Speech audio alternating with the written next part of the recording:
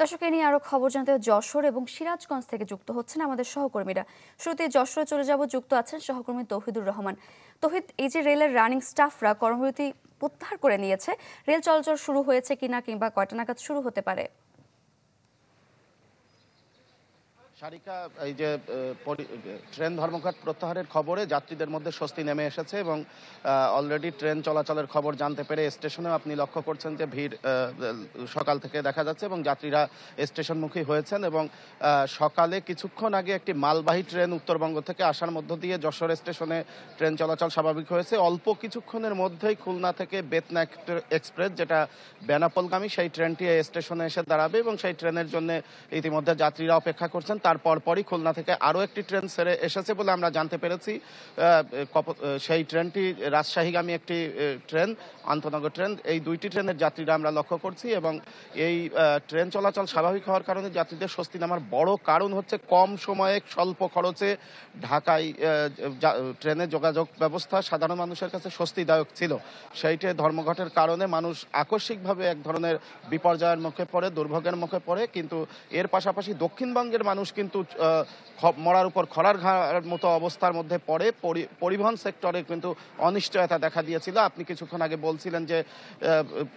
আগে জানাচ্ছিলেন যে tank lorry শ্রমিকদের ধর্মঘটের কারণে এখানে তেল সংকটও কিন্তু দেখা দিয়েছে। আজকের সেই সংকটটা যদি মোকাবেলা করা না যায়, অর্থাৎ ট্যাঙ্ক লরি শ্রমিকদের ধর্মঘটও যদি প্রত্যাহার না করা যায়, তাহলে আশঙ্কা রয়েছে পরিবহন সেক্টরও মুখ থুবড়ে পড়ার। সুতরাং যাত্রী সাধারণের মধ্যে যে এক ধরনের অস্বস্তি এবং দুর্ভোগ দেখা দিয়েছিল, সেটা কিছুটা হলেও লাঘব হয়েছে। এবং আরেকটি তথ্য দিয়ে আমি শেষ করতে চাই, সেটাই হচ্ছে যে যশোর স্টেশন থেকে টিকিট বিক্রির হিসাব অনুযায়ী প্রতিদিন প্রায় 20,000 যাত্রী যাতায়াত করে থাকেন। এর বাইরে দেশের সর্ববৃহৎ স্থলবন্দর থেকে পণ্যবাহী ট্রেন চলাচল করে থাকে। সবকিছুতেই কিন্তু একদিনের শিডিউল বিপর্যয়ের কারণে চরম দুর্ভোগ দেখা দিয়েছিল, যেটা স্বাভাবিক পরিস্থিতির দিকে যাচ্ছে। সারিকা। তৌহিদ, ধন্যবাদ আপনাকে। দর্শক, এবার সিরাজগঞ্জ থেকে যুক্ত আছেন সহকর্মী হিরক।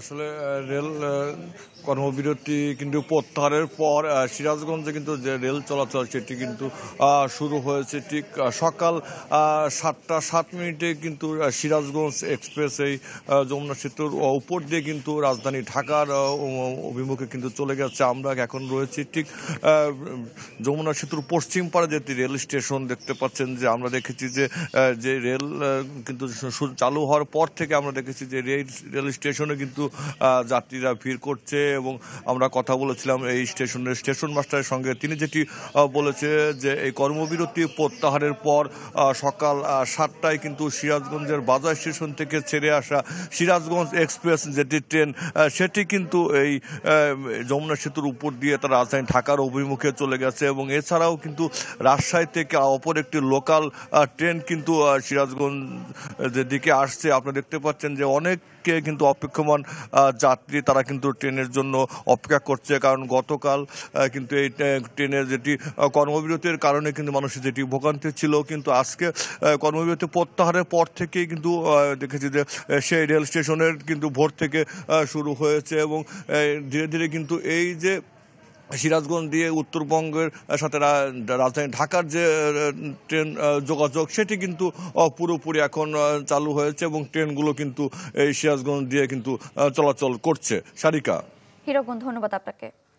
দর্শক, রেলের রানিং স্টাফরা কর্মবিরতি প্রত্যাহার করে নিয়েছে। এ নিয়ে সবশেষ পরিস্থিতি জানাতে সিরাজগঞ্জ এবং যশোর থেকে যুক্ত হয়েছিলেন আমাদের সহকর্মীরা। কাবিল বাংলাদেশের একমাত্র ইউএল এবং ভিডি সার্টিফাইড কেবল, যা A গ্রেড LME